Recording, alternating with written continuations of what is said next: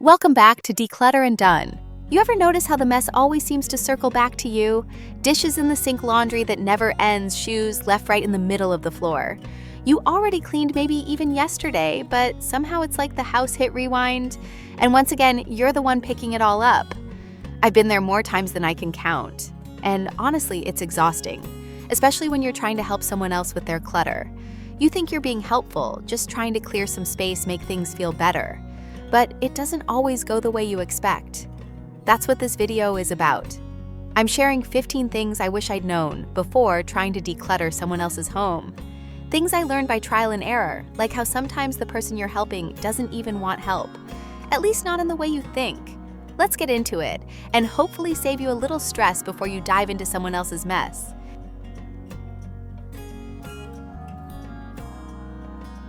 Let's start with the moment that feels the most discouraging.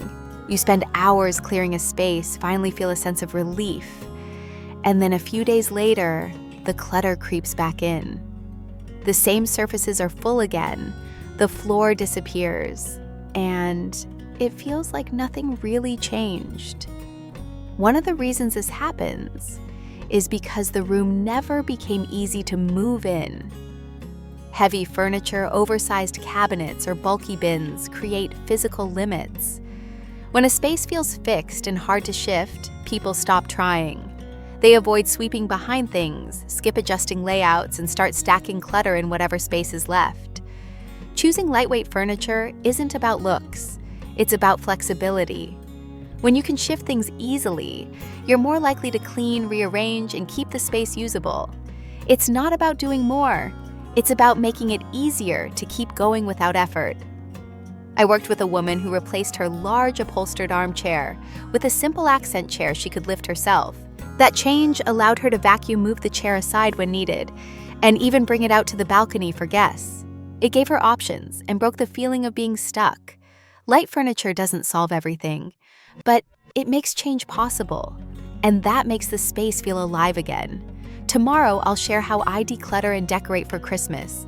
Nothing over the top, just a clean, cozy space you can actually enjoy this season. If you're craving a calm and clutter-free holiday, don't miss the next video. Next, let's talk about the emotional resistance that shows up when clutter feels like safety.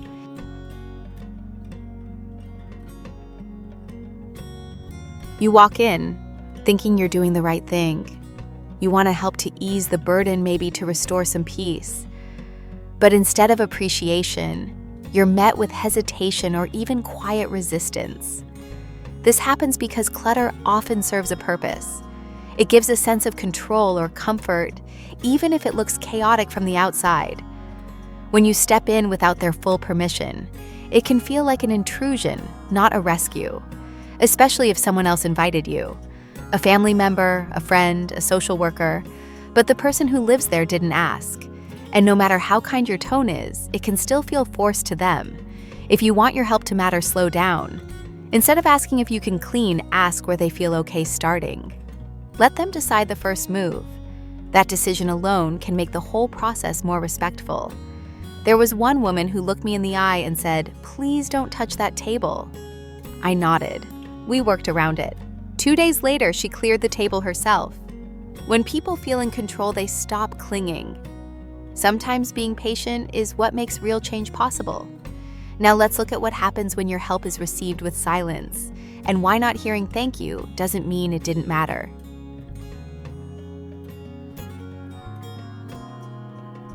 You show up, you work hard, you give your time, your energy, maybe even your money.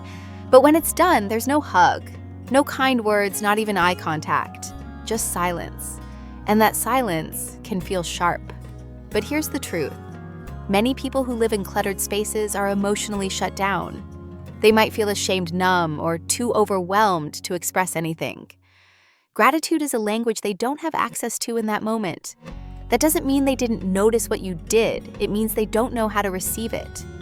If you walk in hoping to feel appreciated, you'll likely walk away hurt. Go in because you choose to, because it matters to you, and then let go of the outcome. That's the only way to help without burning out. I once helped someone deep clean an entire kitchen. We replaced food dishes, even cleared space to cook again. When we finished, they said nothing, just sat back down and scrolled on their phone. I felt crushed until a week later I got a message. Just one line: I cooked for myself today. Sometimes gratitude shows up quietly. You just have to give it room. Let's keep going and talk about why chasing perfection during a cleanup often backfires, and how to focus on what really makes a difference.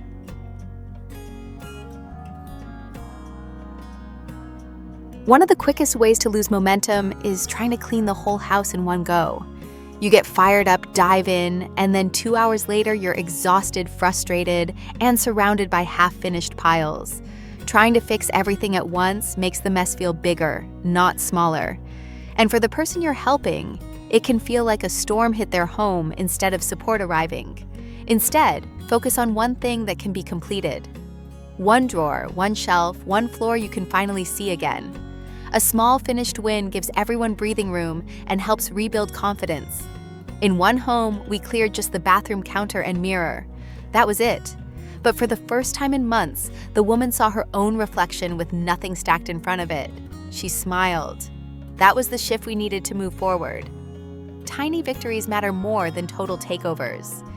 Next, let's talk about how to handle the things that aren't ready to be thrown away, but are still getting in the way.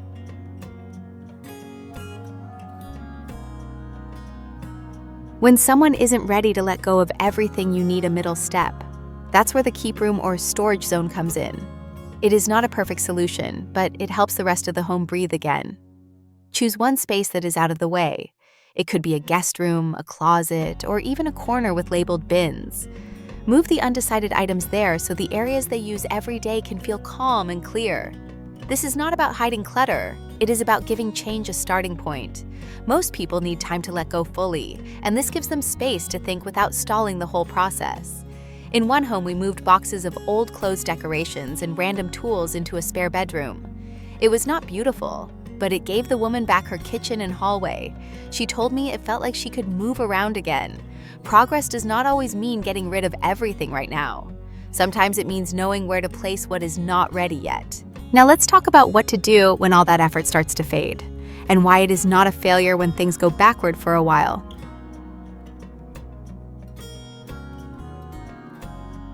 After a big cleanup, it is natural to hope the space will stay clear. But often just a few weeks later, things slowly pile up again. That can feel discouraging, like everything you did was wasted. This is not a sign of failure. It is a reminder that habits take time.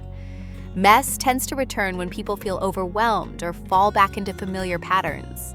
That does not mean the effort was useless. It means they are still learning. Instead of expecting the room to stay perfect, think of the cleanup as a reset. It gives people a chance to feel what peace looks like and how much easier life can be when the space supports them. I helped one woman completely clear her living room. 3 weeks later, it was messy again, but she told me she had already started fixing it. She said this time she knew how. That was the shift. She did not feel stuck anymore. Not every change lasts forever, but every change teaches something that stays.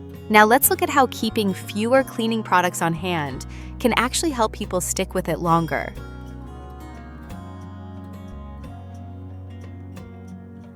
When a space feels overwhelming, the last thing you need is a long list of supplies. Too many products can add pressure.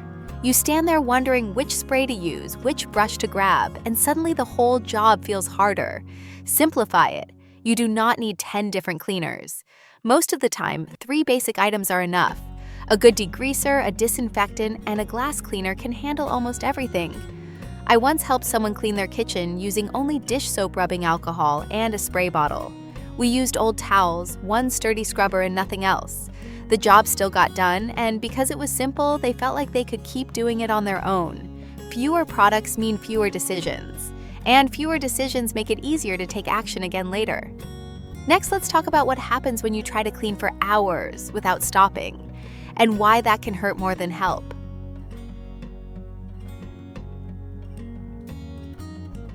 Decluttering for hours without pause might sound productive, but it often backfires. Fatigue builds fast, emotions run high, and the process turns from helpful to overwhelming. You end up snapping, or worse, giving up altogether. Instead, plan for shorter sessions. Set a timer. Take breaks. Give yourself permission to stop after one drawer or one corner. Momentum comes from finishing, not from dragging yourself to exhaustion. In one home, we only tackled the hallway in the first session. That small win gave the woman energy and motivation to do the kitchen later that week. If we had pushed through, she probably would have shut down halfway through. Pacing is not laziness. It is what makes the work sustainable. Let's move on to a deeper emotional reality. Sometimes the more you give, the more disconnected they become. Here is what to do when your help is met with indifference.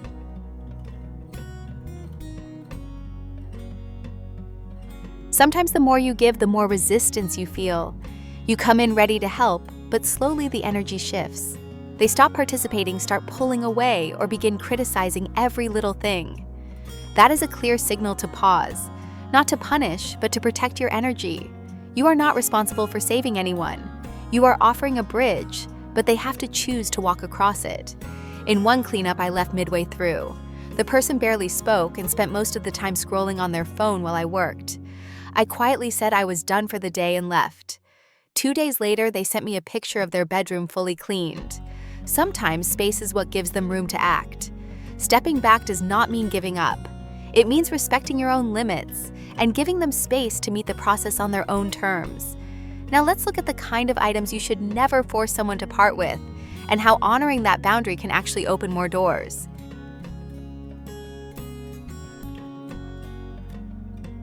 You will come across things that seem like obvious trash. A broken toy, a moldy notebook, a pile of tangled cords. Your instinct will be to throw it out immediately, but to them, it may not be trash. It may be memory comfort or something they still feel responsible for. If you push too hard, they will push back. Even the calmest person may suddenly get defensive. That resistance is not about the object itself. It is about feeling powerless or disrespected. Instead of arguing, shift your approach.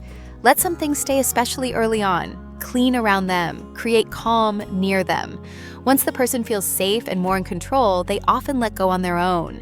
In one case, we left a large pile of plastic containers untouched, even though they were taking up valuable counter space.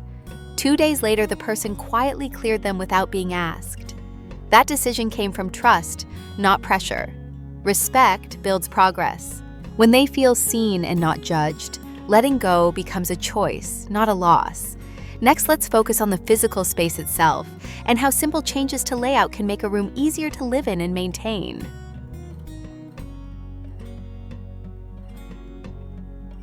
Rooms filled with clutter often feel stuck. Heavy furniture, blocked walkways, and piles on every surface make it hard to clean, hard to shift, and even harder to think clearly. When a space is physically stuck, people feel mentally stuck too. Start by making it easier to move. Choose lighter furniture. Open up floor space and remove items that force you to step around or over them. The goal is to make walking through the room feel effortless again. I once helped someone replace a bulky wooden shoe cabinet with an open bench and baskets underneath. That one change opened up the entryway, made the space feel brighter, and made it easier to sweep the floor.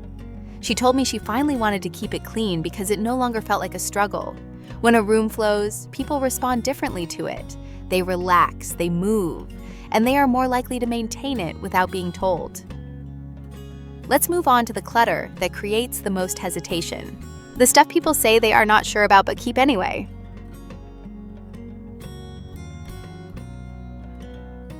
Sometimes it is not the mess that slows you down, it is the uncertainty. You hold an item and think, maybe I will need this. Maybe someone else wants it. Maybe I should keep it just in case. All those maybes create decision fatigue. And when the brain gets tired of choosing, it stops altogether. That is when people start putting things back where they were not, because they want to keep them, but because they do not know yet. The solution is simple. Create a holding zone. A basket, a shelf, or a box where unsure items go. You are not throwing them away, just moving them out of the active space so you can keep making progress. I helped one woman fill 2 clear tubs labeled "Decide Later." It gave her permission to keep going without feeling pressured. By the end of the week, she opened those tubs and let go of most of what was inside. Clarity had caught up. You do not need to have all the answers on day one.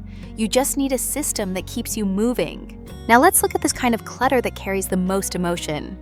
The sentimental things that often sit untouched for years.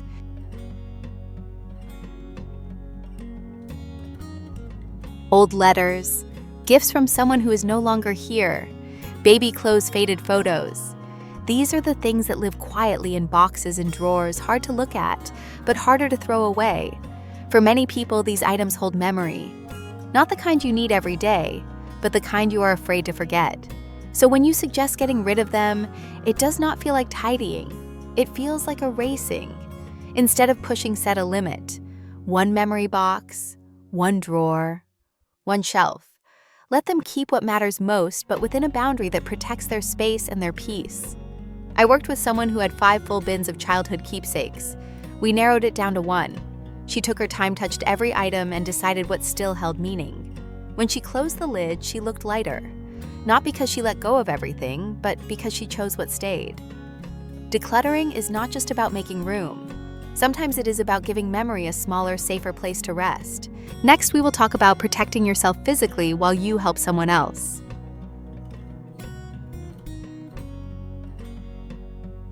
Some homes are more than just messy. They can have mold, dust, pests, or broken items buried under piles. Ignoring safety can put your health at risk, and it makes no sense to sacrifice yourself while helping. Use protective gear if needed. Gloves, masks, or even a disposable coverall can keep you safe. Taking precautions is not being dramatic, it is being smart. You cannot help effectively if you get sick or injured. In one cleanup, I wore gloves, a mask, and long sleeves while moving old boxes from a damp basement. There was dust, spider webs, and even moldy paper. Without protection, I would have been exposed to allergens and bacteria. By taking care of myself, I was able to focus and help the homeowner properly. Your safety matters as much as the space you are helping with. When you protect yourself, you can work longer more effectively and return to help again. Next, we will talk about the most important reminder. What happens after you leave is not your responsibility.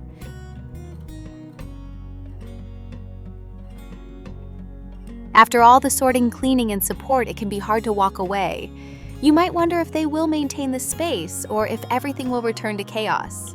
That worry is natural, but it is not yours to carry. Your role is to help, not control. You gave them a starting point, guidance, and support. What they do after you leave is their choice. The effort is still meaningful, even if the mess returns. I once helped a homeowner declutter an entire living room. 2 months later, it looked cluttered again, but she told me she now knew how to start over on her own. The progress she made and the skills she gained mattered more than how long the room stayed tidy. Helping is about creating possibilities, not guarantees. Your work leaves a lasting effect, even if the outcome is not immediate. Finally, let's wrap up with key takeaways to make all these steps easier and more sustainable in everyday life.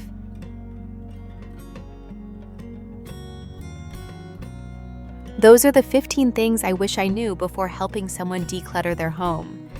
Each one is about more than just cleaning. They are about respecting boundaries, creating space, and giving both you and the person you're helping room to breathe. If you are looking to save energy, reduce stress, and make a lasting difference without burning out, try applying these steps one at a time. Even small wins can lead to real change over time. Tomorrow, I'll share how I declutter and decorate for Christmas, nothing over the top, just a clean, cozy space you can actually enjoy this season. If you're craving a calm and clutter-free holiday, don't miss the next video. If you found this helpful, please like, share, and subscribe. You deserve a home that feels easier to live in and a mind that feels lighter every day.